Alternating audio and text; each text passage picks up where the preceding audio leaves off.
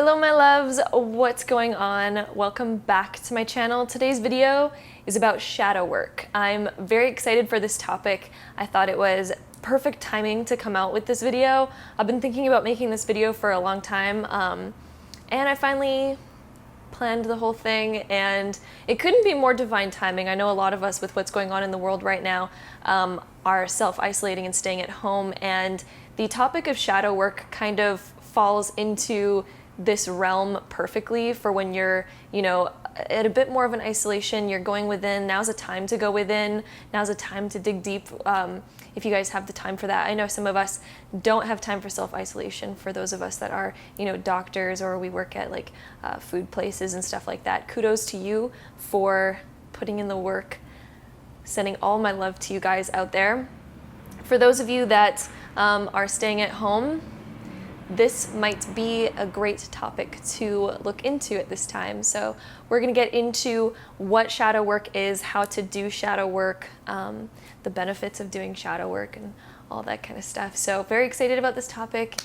Without further ado, maybe grab some tea. Since this is going to be a chatty video, we're going to be here for maybe a little while. I have like 5 pages that I wrote down of stuff to talk about, so we might be here for a hot second.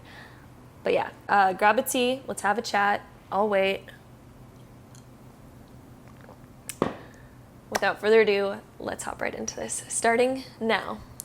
All right, so first off, what is shadow work? Shadow work is confronting the shadow self. Shadow work is when we kind of rip away and confront and illuminate kind of darker parts of ourselves that we don't necessarily want to face. It's kind of like facing our bad behaviors, the bad emotions that we feel, the darker parts of us that we tend to repress, the dark thoughts that we tend to repress, the dark behaviors, things about us, traumas that we've repressed, stuff like this. Shadow work is when we dig into these spaces to illuminate them. The reason why I think shadow work is very important, some of you guys might be doing it without even knowing what it is, but one of the labels for it is shadow work. And essentially this is when, for example, if you're feeling anger or you're feeling any type of bad emotion like jealousy or hurt or sadness, any sort of negative emotion, it's when you go within and really look at yourself instead of always confronting the external world and blaming all of your issues on the external world. It's going within and finding out, why am I really feeling the way that I'm feeling? Why is this actually coming out of my soul right now, of my being? Why is my brain thinking this way? Why am I feeling these emotions? For example, if you're feeling a big amount of anger towards someone for saying something or doing something, it's going deeper within and finding out, why am I actually angry at this? Because most of the time it's not actually about the situation, and yes, the situation will have a certain correlation, but the reason why it's triggering you so much is because you have like an unhealed part of yourself, or there's some other traumas that you might be facing. And these can be behavioral patterns that you pick up from your parents. It could be inherited, certain behaviors that we see our parents doing, and so we end up subconsciously picking up on these behaviors without even knowing it. Or we can pick up on these behaviors by going through our own set of traumas, our own things that we're facing in life, can create some hurt and some pain that we end up sort of disregarding and not fully healing. And those tend to pop out in our day-to-day life when we are having a conversation with somebody, or we're having a disagreement with somebody, or somebody says something to us, or just any outside circumstance. It doesn't even have to do with anybody else. It can be your own way of thinking, your own way of feeling that's getting you down, feeling like you're not worthy, feeling like you're not motivated, feeling like you can't get inspired, or that you can't be happy. There can be lots of different things that go on in your day-to-day life that keep you, in a not so good feeling, not so good emotion. And shadow work is basically, confronting that and finding out the deeper root causes of this.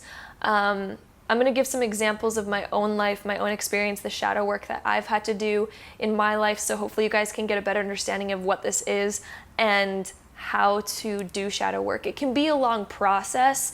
Shadow work isn't very easy. It's usually dark and grim. It's things that we don't want to face. It's things that we don't want to look at. It's things that we don't want to accept, because it is so easy to always blame the outside world for our emotions and our feelings, especially the bad ones. It's so easy to say, I'm feeling bad because this person said this. But it's like, it's really hard to actually sit there and look at yourself and realize that you have your own button that was pressed on the inside. And the reason why you have that button that got pressed by somebody else is because you have a situation that might have happened, or a behavioral pattern that you picked up on from your parents that creates a button within you to be pushed in the first place. Otherwise, once you are done shadow work, the beautiful thing about shadow work, yes, it's hard to do, yes, it's hard to face these things, but the really interesting thing is right when you see where this problem is coming from, right when you understand the bigger picture and why you're feeling a certain emotion, all of a sudden that emotion just dissipates. That negative emotion goes away, because the fact that you are even acknowledging it, the fact that you're even confronting it, all of a sudden you realize why you're feeling that way. And that realization in itself heals so much. You become so much freer as a person. You become so much happier as a person. Once you start realizing these things, you have less buttons that get pressed in the first place. Therefore, you live a much happier life where you don't get upset as easily. You don't get jealous or sad or angry as easily. And of course, like, there's so much work involved in shadow work, and I totally believe that shadow work is a lifelong journey, especially because, we're coming across new situations every single day, and you might realize that there's more shadow work to be done at a certain point of your life, or there's things that you didn't even know about. Maybe you'll get the big things out of the way, but then new things will come up, and maybe even just smaller things will kind of arise because you got rid of the big ones, and now you're starting to see the smaller, more minute parts of your shadow that you can then face.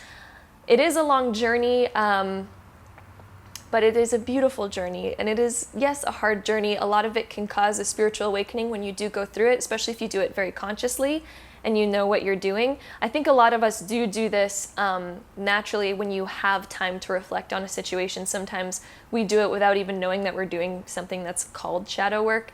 But yeah, there is a name for it, and one of the names for it is shadow work. I'm pretty sure there's a few other names for it in the different philosophies as well, but the one in spirituality, the main one is shadow work. So this is kind of what this is.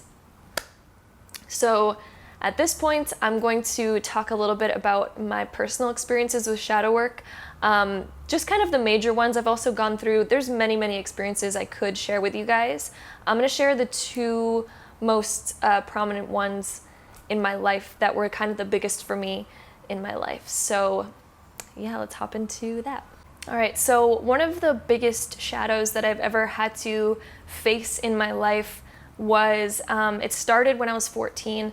My dad was diagnosed with cancer a year before, so when I was 13.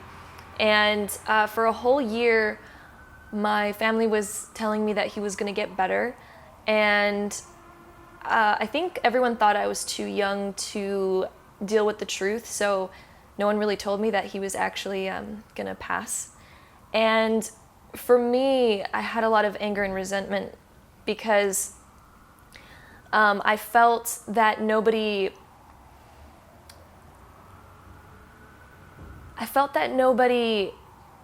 wanted to tell me, and I felt like they took a big part of my life away from me by not telling me, because the fact that I thought he was gonna get better, I didn't spend as much time with him while he was sick. It was very hard to see him while he was sick and on a lot of medication. When you're on morphine and on high doses of it, like he was, it was really hard to see him like that. It was something that, as a 14-year-old, you don't want to see the strongest figure in your life go through something like that. It's very hard. And so for that whole year while he was sick, and even after he had surgery to have one of his lungs removed, I kind of avoided him. And looking back on that, it's something that was really hard for me to look at in myself. And The only reason why I avoided him is because I thought he was going to get better. And so I was like, you know what, I might as well save myself the hurt. I'll save myself the pain by limiting my time with him. It was just so hard to be around. But if I knew, I always thought that if somebody told me he would have passed, or he was going to pass, because he did, I always thought that if someone would have told me that, I would have absolutely made the effort to spend as much time with him as possible. And for a long period of my life, I had so much resentment, surprisingly, towards my mom for not telling me. And I felt it was unfair that everyone else knew and I didn't. In retrospect, though, when I started doing the shadow work and really looking at this, there was a long time that I had a lot of anger towards my mom, and it was very hard for me to forgive that. And I always wondered why I would get so upset with her over the smallest little things. And we had quite a few years together where we would argue pretty much every time that we were together. And I do believe that this was the biggest cause, because right when I started doing the shadow work around this, our relationship got so significantly better.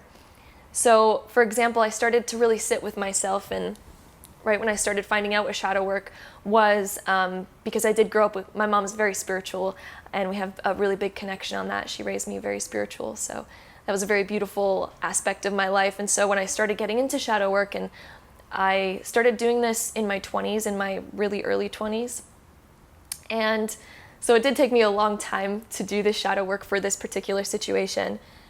But I started to reflect on this, and I was like, why am I actually angry over this? Why am I actually so angry at my mom all the time? And I realized that the root cause was I was blaming her for my own actions. I was blaming her for the reason why I didn't spend a lot of time with my dad during that last year, which it's not actually her fault, because when I started to really dig deep into the shadow part of myself, I was blaming her for me not making the effort to see my dad and not getting over my own fears and my own hurt of seeing him in the way that he was at the time. This is totally making me emotional to even talk about it. Of course, there's probably still a lot more shadow work to do over here, since this is like an emotional subject for me still.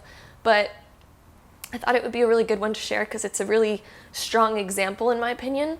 And after doing the shadow work, I don't blame my mom at all for that anymore. I understand so much about why she kept that from me. I don't know if I would make the same decision, and I don't think she would make the decision if that whole scenario repeated, because we both talked extensively about it, and she's grown and she's learned from her own decisions, and I've learned from mine. But I understand why she was doing that, out of more of a protection, because it's really, how do you tell your 14-year-old daughter that their dad is going to pass away?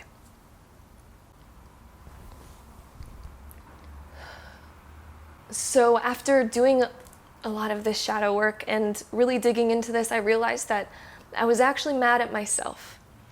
I had a shadow, and as much as I wanted to blame my mom for that, at the end of the day, it was my decision to not see him as much as I could have. It was my decision to not spend as much time with him as I should have.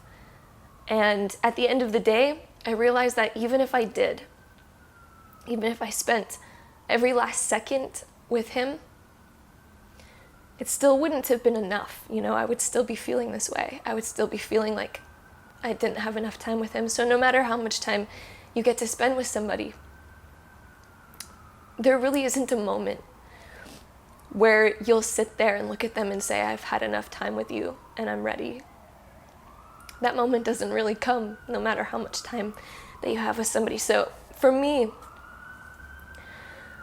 after doing the shadow work,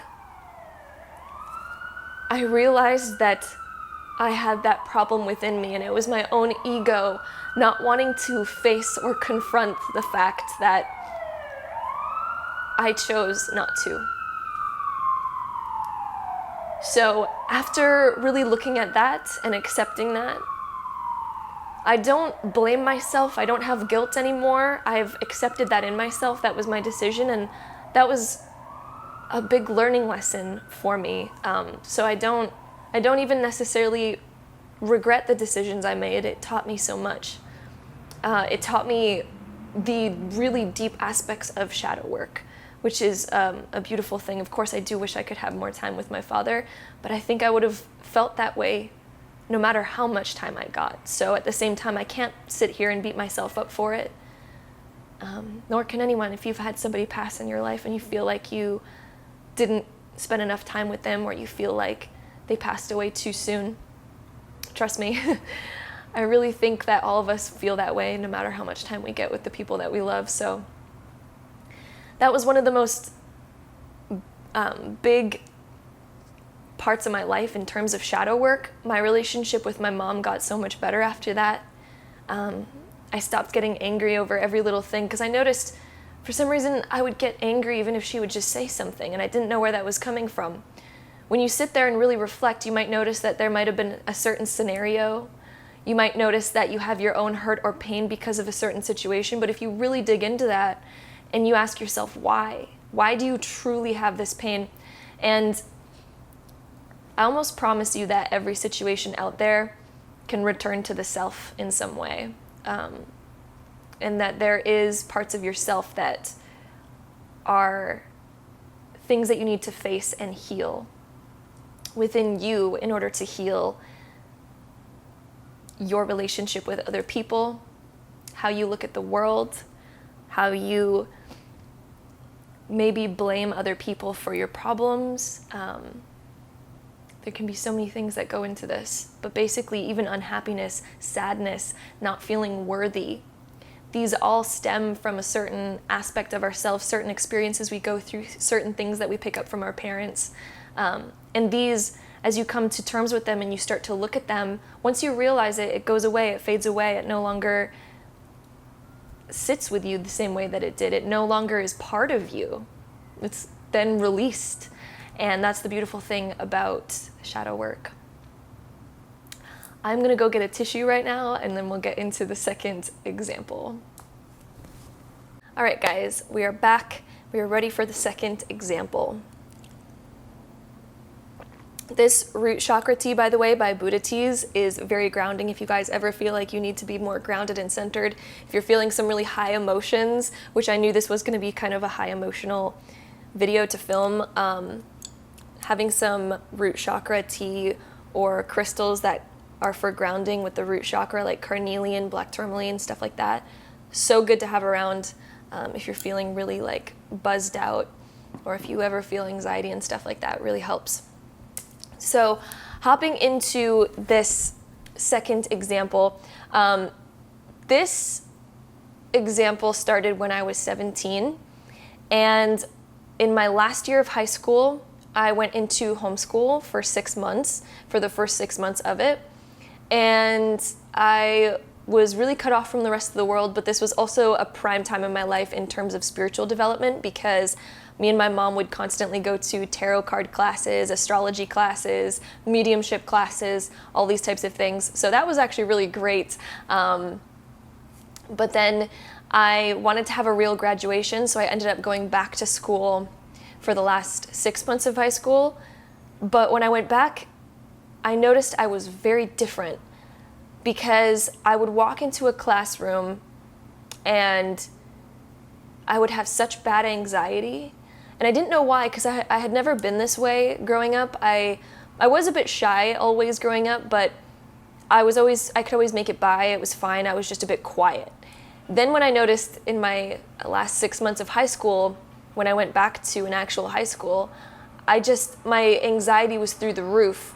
And I think it's because of, for one, like a lot of self-seclusion for the last 6 months that I had gone through, because I spent most of that time just me and my mom going to tarot card classes and spirituality classes and stuff like that. And even though I was still socializing, I had a lot of friends that I still saw and hung out with. I noticed that when I went back to high school, for some reason, everything was completely different.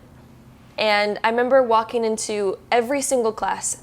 Right when I would walk into the class, my face would be bright red, my hands would be like jittering and shaking, my heart rate would be pounding like out of my chest, and I couldn't even focus. And this would happen multiple times during the same class, and it would happen every single class that I went to. Thankfully, I was only in 3 classes for my last 6 months, but still, even that was just, I remember it was just so hard to get by, and I actually skipped so much school. I think I only went to like 50 full days of that year, or not the year, but the last 6 months of high school that semester. I think I only went to like 50 days, and I remember the principal, when he was handing me my high school diploma, he was like, "You're lucky you even got this," which, whew, that was a whole daisy right there. But that's besides the point. My anxiety, just for example, was even so bad that I remember even going out with my friends, my good friends that I'd known for a long time, was all of a sudden hard. These are friends that I grew up with, that I always felt extremely comfortable with. I wasn't shy around my friends at all, ever. But I remember this one time we went out for dinner, and it was the 6 of us. There were 6 people at this dinner, and I just remember getting the same anxiety attack or panic attack or whatever you'd want to label it as. I think it was like borderline panic attack. And it would be whenever someone would ask me a question at the table. Just the fact that it was in front of more than one person, my palms were sweaty, I was shaking, and I remember running to the bathroom at this point. I was just like, "Oh guys, I gotta go, I feel sick."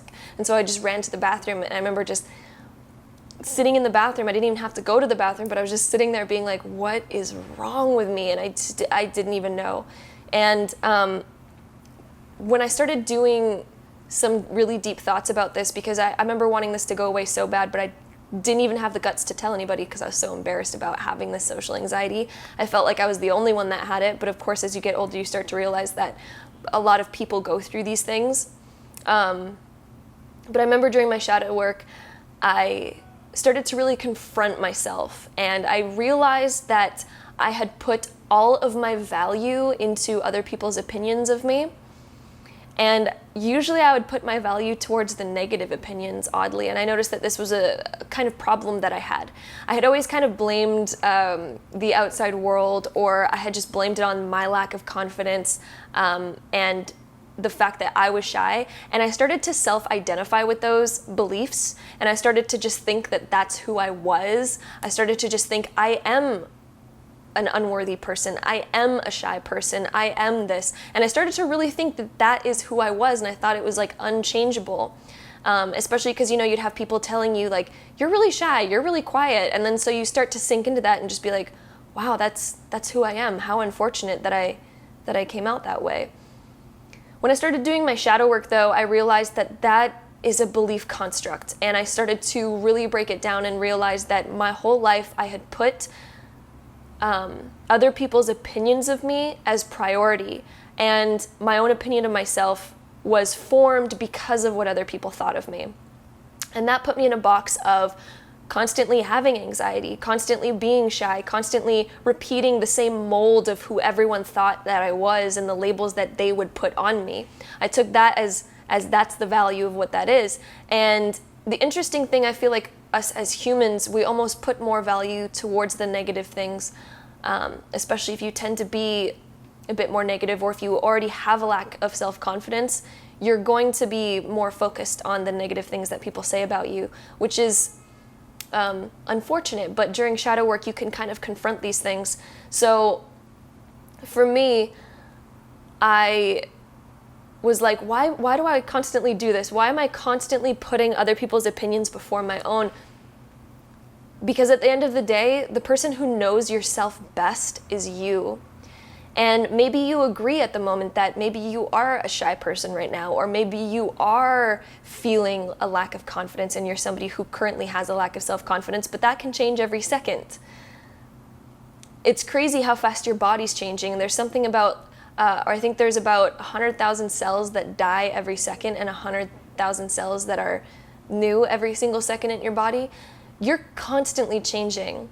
Your mind is constantly transforming. You can change yourself in a millisecond, truly, by just thinking differently of yourself. If you give yourself permission to be an outgoing, open person, then you can be that. You just have to give yourself permission to be that and stop living your life and being the construct of what everyone else thinks that you are. So this was a big shadow work thing that I dove deep into during that time of my life. And it did take me quite a few years. It's something that I'm actually still working on even to this day. But it's improved so significantly since this experience that it's just mind-blowing to me. I thought I would always be a shy person, and now I'm the first person that talks to you in the elevator if I don't even know you. I'm the first person to say, hi, how are you doing? How's your day? You know, and I never thought I'd be that. I was someone who just, I didn't want to talk to anybody. I would just be in my own world. I would be in my own bubble because I was so shy of the world, or I felt so much lack of self-confidence, or I was always scared of the judgments of other people. I was always scared of what other people would think about me. And I think that's something that we all struggle with on some sort of level. It's something that, you know, I still have pop up every now and then, but for the most part, I've really come to terms with the fact that we're all feeling some sort of judgment from others or worried about judgments. And once you know that we're all kind of worried about that, you stop caring about what other people think of you, because you're realizing that, you know, at the end of the day, we all do want to be liked, but the only person that we really need approval from is ourselves. You just need to accept yourself for who you are. Once you get to know yourself, and even if you say, like, you know what, right now I am a shy, goofy person and I am weird, embrace that. Just be that. Enjoy that. Wear it on your sleeves. Just be you. You know, there's going to be people that don't like you at the end of the day. You're always going to run into that, unfortunately. But then there's also people that will like you and that will love you for who you are. And one really big epiphany that I had during this time was, you know, if I'm constantly putting on a mask in order for people to like me, if I'm constantly changing who I am in order to get the person that I'm currently talking with to like me, no one's going to like you at the end of the day. Because even if they do like you for who you're not being you, so they don't actually truly like you. They're enjoying the mask that you have on. If you really want to know who loves you for you, and if you really want to find true love, I noticed that you need to, and this might be a very obvious concept to some of you guys, but it was a big concept to me, especially in my early 20s. And I started to rip off that mask and just tell myself, you know, it's okay to be you. At the end of the day, if this person doesn't like you, that doesn't matter. You're not here to please people. You are not here to change people's opinions about you. It doesn't even matter if it's a false opinion. It doesn't even matter. As long as you know what's true or what's false, it doesn't matter. Don't waste your time trying to convince other people of who you are, because at the end of the day, who are you really trying to convince?